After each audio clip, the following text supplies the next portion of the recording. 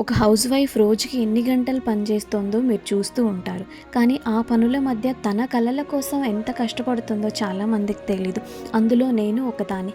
నా husband daily ID card వేసుకున్నప్పుడల్లా దాన్ని చూసినప్పుడు ఐడీ కార్డ్ మీద నా ఫోటో ఎప్పుడు ఉంటుంది, నేనెప్పుడు సాధిస్తాను అని చాలా వెయిట్ చేస్తూ ఉంటాను. ఆ కోరికే నన్ను రోజు చదవడానికి ప్రేరేపిస్తుందన్నమాట. అండ్ ఇంట్లో పనులున్నాయని ఎప్పుడు కూడా నా డ్రీమ్స్ని పక్కన పెట్టుకోలేదు.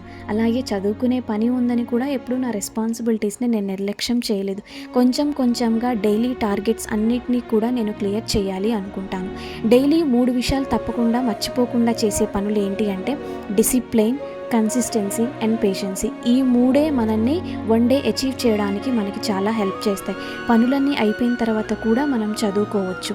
పెళ్ళైపోయింది కాబట్టి మన డ్రీమ్స్ని మనం స్టాప్ చేయాల్సిన అవసరం ఏమీ లేదు. రెస్పాన్సిబిలిటీస్ పెరిగాయి కాబట్టి మన టార్గెట్ ఎప్పుడు వదులుకోవాల్సిన అవసరమే లేదు.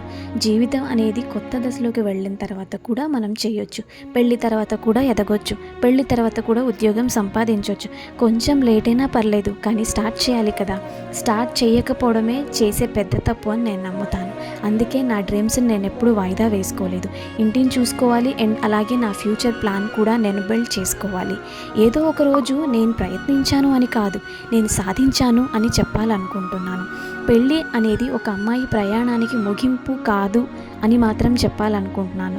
మీ డ్రీమ్స్ని మీరు ఫుల్ఫిల్ చేసుకోండి, మీ టార్గెట్స్ని మీరు అచీవ్ చేసుకోండి. అయితే మీరు కూడా ఏదైనా నాలాగా ఒక కళ కోసం కష్టపడుతున్నారా? అయితే ఆగిపోవద్దు.